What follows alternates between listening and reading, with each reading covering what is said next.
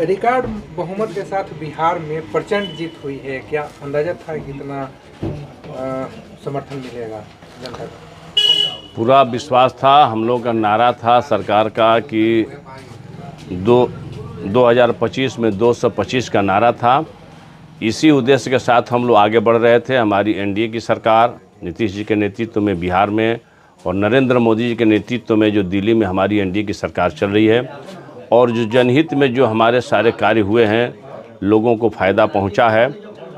और micro management के तहत हमारी पार्टी एनडीए के सभी नेताओं ने जो प्रचार प्रसार किया उसका फ़ायदा हुआ, जिसका नतीजा है कि एनडीए 202 सीट हमारे बिहार में जीती हैं और हम प्रचंड बहुमत से और एनडीए की सरकार नीतीश जी के नेतृत्व में बनी है। ये पूरा विश्वास था कि हम लोग को प्रचंड बहुमत आएगा। भोजपुर के 7 सीट जो है एनडीए के खाते में आया, क्या फैक्टर था? देखिए, पूरे हमारे जो एनडीए के 5 घटक दल हैं, 5 घटक दल के हमारे नेता, हमारे कार्यकर्ता, पार्टी के पदाधिकारी सभी एकजुट होकर के और पूरी तन मन धन से इस बार चुनाव में लगे थे, जिसका नतीजा है कि हम भोजपुर ज़िला के सभी 7 के 7 सीट हम लोग जीते हैं। हम अपनी जनता को, भोजपुर ज़िला के सभी 7 विधानसभा की जनता को हम धन्यवाद देते हैं कि जो हमारे भोजपुर ज़िले के 7 विधानसभा में एनडीए का परचम लहराया है, इसलिए सभी को हम अपने स्तर से धन्यवाद देते हैं। चुनाव हारने के बाद यहाँ के जो पूर्व विधायक है राहुल तिवारी कह रहे कि 10,000 का कमाल है। देखिए, ये कहना उनका जो भी कह सकते हैं, लेकिन ये 10,000 का और 5,000 का कमाल नहीं है, ये जनता का कमाल है। वोट जनता ने दिया है और जो हर एक विधानसभा में जितने हम लोगों को मत पड़ा है, ये हमारे एनडीए सरकार के द्वारा किए गए कार्यों और नेताओं के, जो हमारे नेता ने हमारे जनता के प्रति जो बात कही है, हमारे एनडीए के नेता पर विश्वास करके शाहपुर की जनता सहित पूरे भोजपुर जिला एवं बिहार की जनता ने मतदान किया है, जिसका परिणाम है। किसी एक पहलू का ये परिणाम नहीं है, इसमें कई फैक्टर काम किए। हमारे एनडीए सरकार की कई योजनाएं जो जनहित में चल रही हैं, उसका भी फ़ायदा पहुंचा है।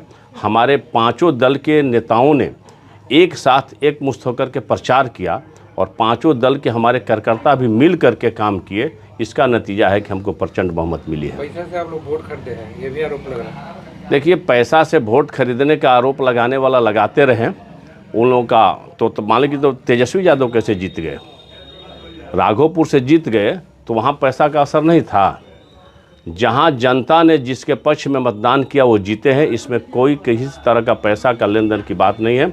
जनता ने इस बार मन बनाया था कि हम एनडीए को प्रचंड बहुमत से जिताएंगे और जंगल राज का जो आहट आ रहा था, जो बदबू आ रही थी कि पुनः बिहार में जंगल राज आने वाले हैं, जो कार्यकर्ता जिस तरह से नंगा नाच करने लगे चुनाव के पहले ही, आरजेडी सहित महागठबंधन के जो भी कार्यकर्ता नेता थे, उनकी बातों से बू आ रही थी कि पुनः बिहार में जंगल राज आने वाला है।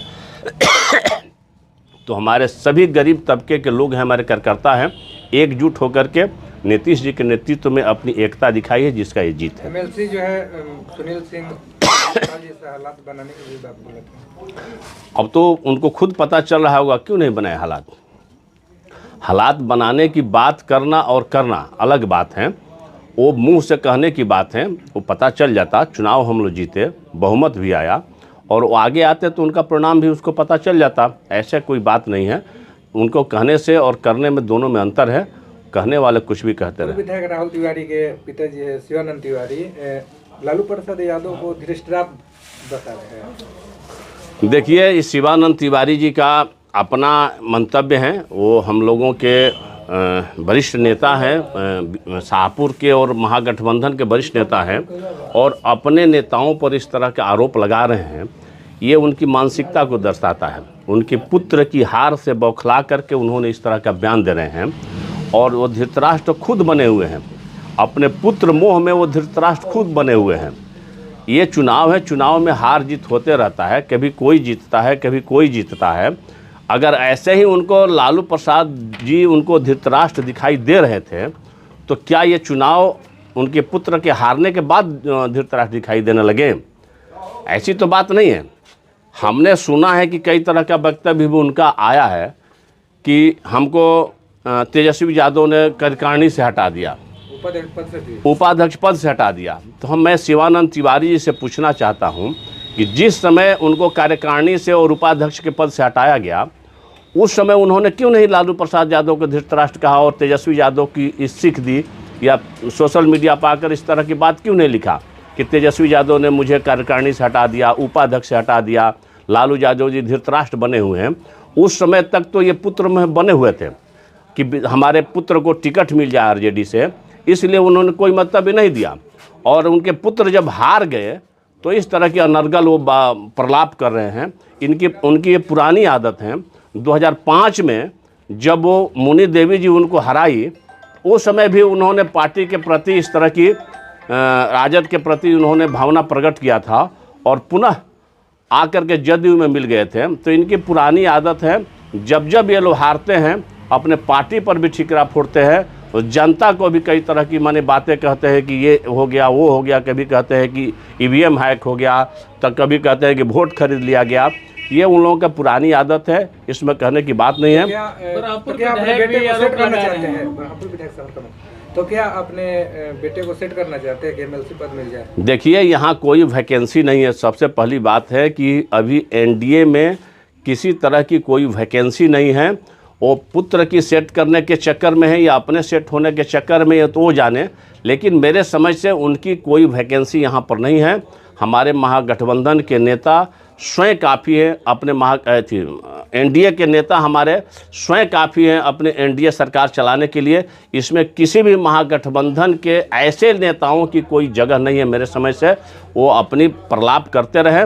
ये उनकी हार का ये ठिकरा फोड़ रहे हैं जो आप लालू यादव जी पर और जनता के बीच में जो आरोप लगा रहे हैं, ये हार का परिचायक है। ये लोग हार बर्दाश्त नहीं करते हैं। एक महत्वपूर्ण सवाल है कि देखा जाए तो आनंद मिश्रा बक्सर से बीजेपी से जीते हुए हैं, वो अपना हेल्पलाइन नंबर जारी किए हैं कि जो भी समस्या है आम जनता उनसे जो है टचअप कर सके। श्री भगवान सिंह कुशवाहा जगदीशपुर से जेडीयू से जीते हुए ये भी अपना जारी किए कि आप लोग भी शाहपुर विधानसभा से जारी कीजिएगा। देखिए, हम आपके चैनल के माध्यम से बताना चाहते हैं कि हमारे आनंद मिश्रा जी भाजपा से बक्सर से जीते हैं। वो सम्मानित नेता है, आईपीएस भी रह चुके हैं। अच्छी पहल उन्होंने किया है बक्सर के लिए। और हमारे श्री भगवान सिंह कुशवाहा जी भी हमारे पूर्व मंत्री रह चुके हैं, अभी वर्तमान में विधायक बने हुए हैं। उन्होंने भी हेल्पलाइन जारी किया है, वो भी अच्छी पहल है अपने कार्यकर्ताओं के लिए। लेकिन मैं आपके चैनल के माध्यम से बताना चाहता हूँ कि शाहपुर में हमारा नंबर पहले से हेल्पलाइन जारी हुआ है। भुआ रोजा 12 बजे रात में भी अगर जनता अगर फ़ोन करती है तो हम स्वयं उठाते हैं। आपके चैनल के माध्यम से हम कहना चाहते हैं, जब 2019 में कोरोना काल आया, संक्रमण काल था, उस समय हम लोगों ने सोशल मीडिया पर अपना नंबर सोशल मीडिया पर हम लोगों ने हेल्पलाइन जारी किया था और देश के कोने कोने से लोगों ने हम लोगों से हेल्प मांगा था। और उन लोगों को हम लोगों ने तमिलनाडु से लेकर के कोयम्बटूर तक जो हमारे शाहपुर विधानसभा के लोग फंसे हुए थे, उनको वहाँ पर भी मदद हम लोगों ने पहुँचाने का कोशिश किया था। और उस समय से हमारा हेल्पलाइन नंबर जारी है। शाहपुर विधानसभा के एक एक बच्चा को भुआ रोजा का नंबर और मुनि देवी का नंबर पता है। जब भी ज़रूरत होता है वो हम लोगों को फ़ोन करते हैं, हम लोग सुख दुख में उन लोगों को शामिल रहते हैं। पुनः आपके चैनल के माध्यम से मैं उन लोगों को बताना चाहता हूं कि मेरा नंबर है 9431800539। ये नंबर 2005 से अभी तक लगातार ये नंबर जारी है। जिसको भी इस नंबर पर ज़रूरत होता है वो फ़ोन करता है। आज भी हम लोग, कल भी मैं अपने बारे में बताना चाहता हूँ कि कल भी मैं सेवक था, आज भी मैं सेवक हूँ और कल भी सेवक बन करके ही काम करना चाहूँगा। मेरी यही रणनीति है। मैं सेवा भावना से काम करता हूँ, आज भी करूँगा और कल भी करूँगा, ये लगातार है। और मेरा हेल्पलाइन जारी पहले से है। और पुनः मैंने बता दिया, शाहपुर की जनता ही नहीं, पूरे शाहाबाद की जनता मुझे याद करती है। तो मैंने 12 बजे रात और 2 बजे रात में भी मैं जा करके और अस्पताल में उन लोगों को चिकित्सीय सुविधा उपलब्ध कराता हूं। मेरा हेल्पलाइन पहले से जारी है, आज भी मैंने जारी कर दिया।